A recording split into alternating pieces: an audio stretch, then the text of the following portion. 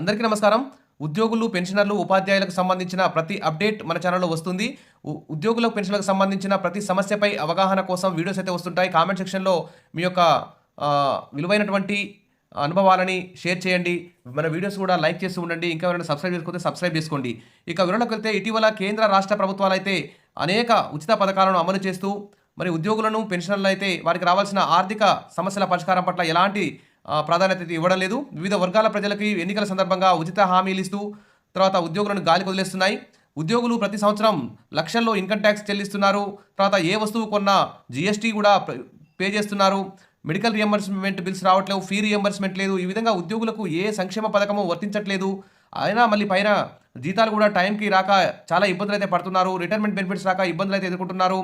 ఇక బడ్జెట్లో అసలు అంచనాలకు మించి ఎన్నికల సందర్భంగా ఉచిత హామీలతో ఉద్యోగులైతే తీవ్రంగా నష్టపోయే అవకాశం ఉంది. అసలు ఉద్యోగులకి మేము రిటైర్ అయిన తర్వాత అసలు మాకు రావాల్సిన బెనిఫిట్స్ వస్తాయా రావో అని ఇప్పటి నుంచే టెన్షన్ పట్టుకుంది. పెన్షనర్లకు కూడా దాదాపు రిటైర్ అయ్యి 1 ఇయర్ అయినా కానీ రిటైర్మెంట్ బెనిఫిట్స్ రాకపోవడం చాలా అన్యాయంగా మరి ప్రభుత్వాలు వివరిస్తున్న తీరైతే కనిపిస్తుంది. ఇక్కడ చూస్తే కొన్ని ఉదాహరణలు అయితే చూద్దాం. ఉద్యోగుల పట్ల ప్రభుత్వాలు ఏ విధంగా వ్యవహరిస్తున్నాయి, మరి ఈ ఎన్నికల హామీల వల్ల, ఉచితాల వల్ల ఎలాంటి నష్టానికి ఉద్యోగులు గురవుతున్నారనేటువంటి అంశం మీద ఈ వీడియో చూద్దాం. దేశ సేవకు ఇదేనా గుర్తింపు? బీఎస్ఎఫ్లో 25 ఏళ్ల సర్వీస్ చేసి వాలంటరీ రిటైర్మెంట్ తీసుకున్నటువంటి ఒక బీఎస్ఎఫ్ జవాన్కి 16 నెలలు, దాదాపు 2 సంవత్సరాలు అయినా కానీ ఇక పెన్షన్ అయితే అందలేదు. దీనికి మరి ఇలా చేయడం ప్రభుత్వానికి తగిన పనేనా అని చెప్పేసి ఉద్యోగులందరూ కూడా భావిస్తున్నారు. ఇటీవల చూస్తున్నాం తెలంగాణలో, వేరే రాష్ట్రాల్లో కూడా డిఏల కోసం పెండింగ్ బిల్స్ కోసం అయితే హైకోర్టులను ఆశ్రయిస్తున్నటువంటి సందర్భాలు అయితే ఉన్నాయి. హైకోర్టులు కూడా మరి ఉద్యోగులకు రావాల్సినటువంటి బకాయిలను వడ్డీతో సహా చెల్లించాలనే ఆదేశాలు కూడా ఇచ్చినటువంటి విషయం మనం చూస్తూనే ఉన్నాం. ఇటీవల ఒక ఏఎస్ఐ, తెలంగాణకు చెందిన ఒక ఏఎస్ఐ గారు కూడా రిటైర్ అయిన తర్వాత 2 ఏళ్లైనా తనకు రిటైర్మెంట్ బెనిఫిట్స్ రాకపోవడంతో ఆత్మహత్య చేసుకుంటున్నాను, నా అప్పులు తీర్చడానికి ప్రభుత్వమే కారణం అంటూ ఒక వీడియో కూడా చేసి సోషల్ మీడియాలో వైరల్గా మారిన విషయం మనం చూస్తూనే ఉన్నాం. మరి ఇలా అతను ఒక్కడే కాదు, ఇలా రిటైర్మెంట్ అయినట్టు దాదాపు 8,000 మంది తెలంగాణలో ఉన్నారు. ఇక కాబట్టి ఇలా ఉద్యోగుల ఆర్థిక సమస్యల పట్ల పరిష్కారం చూపకపోవడం, బడ్జెట్లో నిధులు కేటాయించకపోవడం, 6 నెలలకు ఒకసారి ఇవ్వాల్సిన డిఏలు ఇవ్వకుండా దాదాపు 4-5 డిఏలు పెండింగ్లో ఉంచడం, పీఆర్సీ టైం దాటిపోయి 2 సంవత్సరాలు అయినా కానీ ఇంతవరకు పీఆర్సీ రిపోర్ట్ ఇప్పించకపోవడం, ఇవన్నిటి వల్ల చాలా ఉద్యోగులు అయితే నష్టపోతున్నారు. లక్షల్లో ఇన్కమ్ ట్యాక్స్ కూడా చెల్లిస్తూ చాలా నష్టపోతున్నారు. దీనికి సంబంధించి కొన్ని వివరాలు అయితే చూద్దాం. ఇక ఉచితాల, మెరుగైన సౌకర్యాల ప్రజలే నిర్ణయించుకోవాలి. రాష్ట్ర ప్రభుత్వాలకు మేము కేవలం సూచనలు చేయగలం, వ్యయాలను మాత్రం నియంత్రించలేం. 16వ ఆర్థిక సంఘం చైర్మన్ అరవింద్ పనగడియా అంటూ ఇక్కడ న్యూస్ అయితే రావడం జరిగింది. ఆర్థిక సంఘం చైర్మనే ఈ విధంగా మాట్లాడాడు. ఉచితాలు మానేయండి, ప్రజలకు మెరుగైన సౌకర్యాలు కల్పించండి అంటూ ఇక్కడ ఆర్థిక సంఘం చైర్మన్ ఇలా వ్యాఖ్యానించడం ప్రభుత్వాలకు చెప్పబెట్టు కావాలి. ఎందుకంటే ఉచితాలు కావాలో, మెరుగైన సౌకర్యాలు కావాలో ప్రజలే తెలుసుకోవాలని ఉందని 16వ ఆర్థిక సంఘం చైర్మన్ అయితే అరవింద్ పనగడియా ఆసక్తికర వ్యాఖ్యలు చేయడం జరిగింది. ఇక మీడియాతో మాట్లాడుతూ ప్రజలకు మెరుగైన వసతులు కల్పించాల్సిన నిధులను ప్రభుత్వాలు ఉచితాల పంపిణీకి వినియోగిస్తున్నాయని వెల్లడించారు. ఆర్థిక కమిషన్ ప్రభుత్వాలు తీసుకున్న నిర్ణయాలనే అమలు చేస్తుందని, ప్రజాస్వామ్యంలో ప్రజల ఓటతో గెలిచిన ప్రభుత్వాలకే నిర్ణయాధికారం ఉంటుందని కుండబద్దలు కొట్టారు. ఆర్థిక సంఘానికి కూడా పరిమితులు ఉంటాయని, తాము రాష్ట్ర ప్రభుత్వాలకు సూచనలు మాత్రమే చేయగలమని తేల్చి చెప్పారు. రాష్ట్ర ప్రభుత్వాల వ్యయాన్ని తాము నియంత్రించలేమని స్పష్టం చేశారు. రాజకీయ పార్టీలు ఇస్తున్న ఉచిత హామీలను బట్టి ప్రజలు ఓట్లు వేస్తే వారు ఖచ్చితంగా హామీలను నెరవేర్చాలని అడుగుతారని, వాటిని అమలు చేయాల్సిన బాధ్యత అధికార వర్గాలు చేపట్టిన ప్రభుత్వాలదేనని పేర్కొన్నారు. మరి అంచనాలకు మించి, తాహతుకు మించి ఎన్నికల్లో వాగ్దానాలు ఇచ్చినటువంటి ప్రభుత్వాలు ఇప్పుడు వాటిని అమలు చేయలేక ఇటు ఉద్యోగులని, పెన్షన్లని గాలికి వదిలేసి వారి యొక్క కుటుంబాలను రోడ్డున పడేసినటువంటి విధంగా తయారవుతున్నాయని చెప్పేసి ఉద్యోగులందరూ కూడా భావిస్తున్నారు. ఇక కొన్ని మరి ఉద్యోగులకు ఖర్చులు విపరీతంగా పెరిగిపోతున్నాయి. రాష్ట్రాల ఆదాయం కూడా తగ్గిపోతుంది. అప్పులపై వడ్డీలు చెల్లించాల్సిన పరిస్థితి ఎక్కువ అవుతుంది. ఇలాంటి సందర్భంలో మరి ప్రభుత్వాలు ఉద్యోగులకు, పెన్షన్లకు సంబంధించి తాత్కాలికంగా టెంపరీగా తప్పించుకోవడానికి ప్రయత్నాలు అయితే చేస్తున్నాయి. దానికి గతంలోనే దాదాపు 3 ఏళ్ల రిటైర్మెంట్ వయసు పెంచినటువంటి తెలంగాణ ప్రభుత్వం ఇప్పుడు మరొకసారి 4 ఏళ్ల వరకు పెంచేటువంటి ఆలోచనలో ఉన్నట్లు రూమర్స్ అయితే వస్తున్నాయి. అది వాస్తవం కాదో తెలియదు. మరి ప్రభుత్వ ఉద్యోగుల పదవీ విరమణ పెంపుపైన ఆలోచన చేస్తున్నారు. ఇది ఇవన్నీ టెంపరీ తాత్కాలికంగా తప్పించుకోవడానికి చేస్తున్నటువంటి చర్యలే తప్ప శాశ్వతంగా ఈ ఆర్థికపరమైన సమస్యలు ఎలా పరిష్కరించాలి అనేటువంటి ఉద్దేశం అయితే కాదు. ఉచితాలు ఇవ్వాలి, ప్రజలకి అవసరం ఉన్న వారికి ఇవ్వాలి, ఎంత ఇవ్వాలో అంత ఇవ్వాలి. మన కాడ బడ్జెట్ ఎంత ఉందో అంత ఇవ్వాలి. మరి ఉద్యోగులకు ఎంత అవసరం అవుతుంది, పెన్షన్లకు ఎంత అవసరం అవుతుంది, సరే వివిధ సంక్షేమ ఉచితాలకు ఎంత అవసరం అవుతుంది, ఇవన్నీ చూసుకొని ఆదాయాన్ని బట్టి ఇక్కడ మనం వివిధ సంక్షేమ పథకాలు అమలు చేయాలి. కానీ ఇలా చేస్తే మరి ప్రభుత్వ ఉద్యోగుల పదవీ విరమణ వయసు పెంచి అది నిరుద్యోగులకు మాత్రం కరెక్ట్ కాదు. కేంద్ర రాష్ట్ర ప్రభుత్వం ఉచిత పథకాలు పూర్తిగా రద్దు చేయాలి.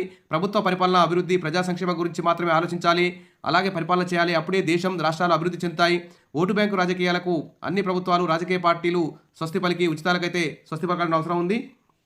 ఇక ప్రభుత్వ ఉద్యోగుల పదవీ విరమణ వయసు 55 నుండి 58కి, 55 నుంచి 60కి, 60 నుంచి 61కి, 62కి, 63కి, 64కి ప్రభుత్వాలు పెంచడంలో ఒకే దెబ్బకి 4 పిట్టలు అన్నట్టు.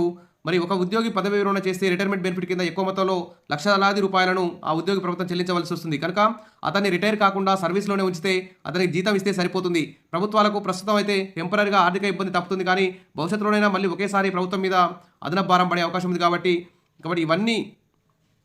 ఇవన్నీ మానుకొని శాశ్వతమైన పరిష్కారం మాత్రమే ఆలోచించాలి.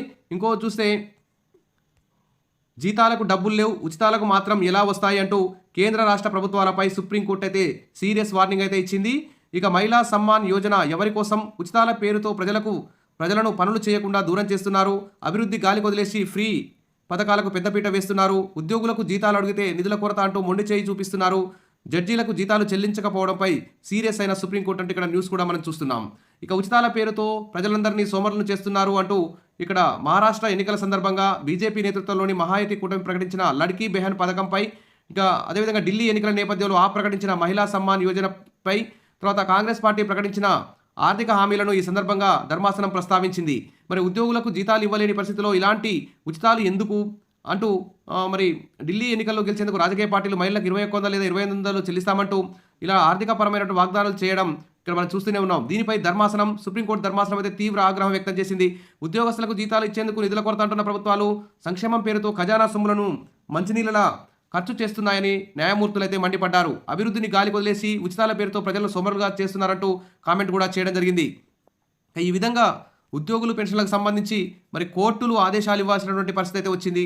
అదేవిధంగా మరి టైంకి డిఏలు ఇవ్వకపోవడం, పిఆర్సీలు ఇవ్వకపోవడం, ఐఆర్ మంజూరు చేయకపోవడం, జీపీఎఫ్ సరెండర్ బిల్స్ సంబంధించి కానీ, మెడికల్ బిల్స్ కానీ అప్లై చేసిన 1 year దాటినా కానీ రాకపోవడం, ఈ విధంగా ఉద్యోగులైతే అనేక ఆర్థిక నష్టాలకు గురవుతున్నారు. మరి తద్వారా మరి ఖచ్చితంగా ఉద్యోగులందరూ కూడా తమకు రావాల్సిన ఆర్థికపరమైన బకాయిలపై కోర్టుకు వెళ్తామనేటువంటి చెప్తున్నారు. కోర్టులు అయితే ప్రస్తుతం అయితే వడ్డీతో సహా చెల్లించాలని ప్రభుత్వానికి అయితే ఆదేశాలు జారీ చేస్తున్నటువంటి సందేశాలు అయితే తీర్పులు అయితే మనం చూస్తూనే ఉన్నాం. కాబట్టి ఇవ్వాలి, ప్రజలకి కూడా సంక్షేమ పథకాలు, ఉచితాలు కూడా ఇవ్వాలి. ఎవరికి అవసరం ఉంది, ఏ వర్గానికి అవసరం ఉంది, ఎంత మేరకు అవసరం ఉంది, మన దగ్గర ప్రభుత్వాల దగ్గర ఎంత బడ్జెట్ వస్తుంది, కేంద్రం నుంచి ఎంత ఆదాయం పన్నుల రూపంలో మరి కేంద్ర రాష్ట్ర ప్రభుత్వాలకు ఆదాయం వస్తుంది. కాబట్టి అవన్నీ బడ్జెట్ చూసుకొని బడ్జెట్కు మించకుండా ఇటు ఉద్యోగులకు సంబంధించి, పెన్షన్లకు సంబంధించి డిఏలు, పెండింగ్ డిఏలు కానీ, పిఆర్సీలు కానీ, తర్వాత ఇతర ఆర్థికపరమైనటువంటి అంశాలకు సంబంధించి డబ్బులు పక్కకు పెట్టి మిగతా డబ్బులతో మరి రైతులకు కానీ, పేద వర్గాలకు కానీ, ఇల్లు లేని వారికి కానీ, ప్రకృతి వైపరీత్యాలు నష్టపోయిన వారికి కానీ, ఈ విధంగా అనేక వర్గాలకు ఆపదలో ఉన్నటువంటి అనేక వర్గాల ప్రజలని అందరూ కూడా ఆదుకోవాల్సిన బాధ్యత ప్రభుత్వం మీద ఉంది. కాబట్టి అన్ని వర్గాలను సమన్వయం చేసుకుంటూ, అన్ని వర్గాలకు సంపదను సమానంగా పంచుకుంటూ, ఎవరి హక్కులను, ఎవరి బాధ్యతలు వారు నెరవేర్చుకుంటూ ప్రభుత్వాలు ముందుకు పోతే బాగుంటుంది. కానీ ఎలాగో అధికారంలోకి రావాలని చెప్పేసి విచ్చలవిడిగా హామీలు ఇస్తూ హామీలను నెరవేర్చడంలో విఫలమై ఇటు ఉద్యోగులు, అటు ఇతర వర్గాల ప్రజలందరూ కూడా సంక్షోభంలో నెట్టుకుపోతే లాస్ట్కి ఆర్థిక వ్యవస్థలే కుదేలయ్యే పరిస్థితి ఏర్పడుతుంది. కాబట్టి ప్రభుత్వాలు వెంటనే స్పందించి శాశ్వత పరిష్కారాన్ని ఆలోచించాలి. ఇలా డిఏలు ఇవ్వలేని పరిస్థితి, పిఆర్సీలు ప్రకటించలేని పరిస్థితి, మరి ప్రభుత్వాన్ని నడిపించే ఉద్యోగులనే ఇలా విస్మరిస్తే ఇంకా ప్రభుత్వాలు ఎలా నడుస్తాయనేటువంటి విషయం కూడా ప్రజలు కూడా ఆలోచించాలి, పాలకులు కూడా ఆలోచించాలి.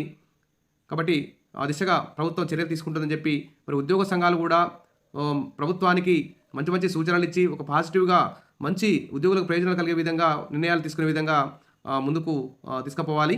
మరి ప్రభుత్వం కూడా ఉద్యోగ సంఘాలతో, పెన్షన్ల సంఘాలతో, ఉపాధ్యాయ సంఘాలతో చర్చలు జరిపి వారికి ఏం నష్టాలు జరుగుతున్నాయి, వారికి ఏం సమస్యలు ఉన్నాయి, ఆర్థికేతర సమస్యలు అన్నింటినీ పరిష్కరించాలని చెప్పేసి కోరుతున్నారు అందరూ ఉద్యోగులు కూడా. ప్రభుత్వం ఆ దిశగా వెంటనే చర్యలు తీసుకుంటుందని, వెంటనే తెలంగాణ ప్రభుత్వం కూడా క్యాబినెట్ సబ్ కమిటీతో ఉద్యోగులతో చర్చలు జరుపుతుందని చెప్పి ఆశిద్దాం. Wish all the best. మరిన్ని అప్డేట్స్ కోసం మన ఛానల్ని ఫాలో అవుతుండండి. Wish all thank you.